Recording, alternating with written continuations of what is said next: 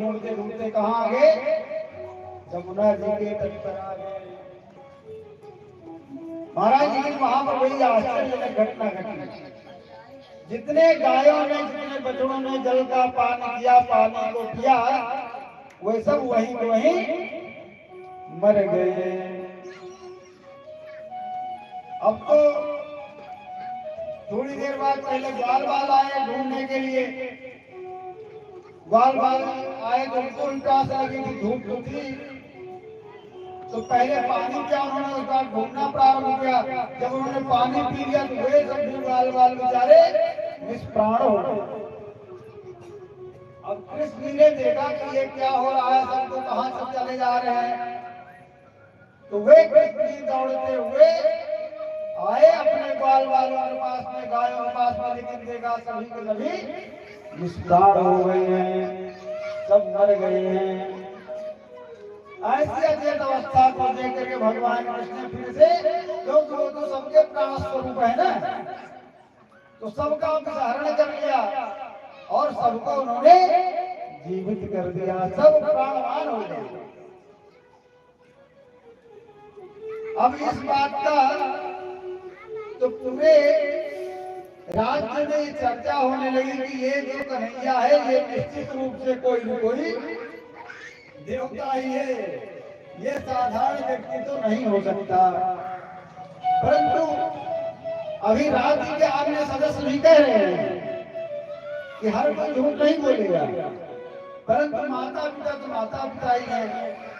माता पिता के सामने बच्चे चाहे जितना बड़े हो जाए कोई इज्जतें नहीं रहती। वे तो हमेशा बेचारे जो है अपनी इज्जत को गलाने के चक्कर में लगे रहते हैं। भगवान कृष्ण बार बार ये प्रयास कर रहे हैं। हमारे जो पिताजी है नंद बाबा, हमारे माता जी यशोदा जी, उनको मैं ये विश्वास दिला दूं कि मैं ही भगवान हूँ और सब कुछ करके दिखा रहे। यहाँ तक अपने मुख में उन्होंने ब्रह्मांड को भी दिखा दिया, लेकिन फिर भी विश्वास नहीं हुआ। अरे हमारा बेटा ऐसी थोड़ी कोई होगा। माता पिता के सामने बच्चे चाहे इतना बड़ा बालक चाहे इतना बड़ा हो जाए, लेकिन रहेगा तो बालक ही ना। माता पिता को विश्वास नहीं होता है। एक दिन ऐसे बलराम जी बेचारे घर पे रह गए थे। उन बालकों के साथ मिल करके भगवान चले गए कहाँ? गेंद खेलने के लिए। उसी जमुना जी के तट पर गेंद खेलने के लिए चले गए। और वहां जब गेंद खेलने के लिए गए तो गेंद खेलते खेलते क्या हुआ कि एक बार उन्होंने इतना तेज से गेंद को फेंका कि उसको किसी ग्वाल बाल ने पकड़ नहीं पाया, और न पकड़ने के कारण से वह गेंद जमुना जी में प्रवेश कर गई। और उसी जमुना जी में एक कुंड था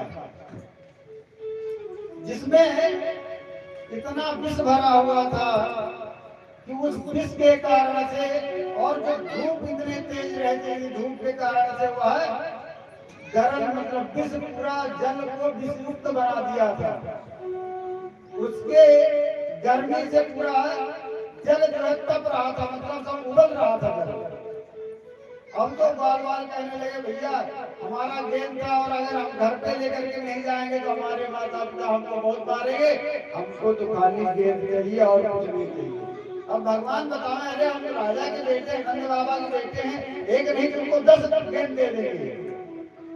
लेकिन बच्चे तो बच्चे, नहीं हमको हमारी गेंद चाहिए, वही गेंद चाहिए, जैसे थी वैसे चाहिए। अब जो भगवान ने बच्चों ने बहुत जिद किया तो भगवान ने कहा भैया लगता है कुछ करना ही पड़ेगा। और उसी जल में कौन रहता था? काली नाग रहता था। और भगवान ने क्या किया कि उस गेंद को निकालने के लिए वही बगल में जमुना जी के ऊपर एक कदम का वृक्ष था, उसी कदम के वृक्ष के ऊपर चढ़ करके उन्होंने छलांग लगा दिया। एक समय जमुना में, एक समय जमुना में, प्रभु बूढ़ी पर हुआ कहीं फाथा भैया। एक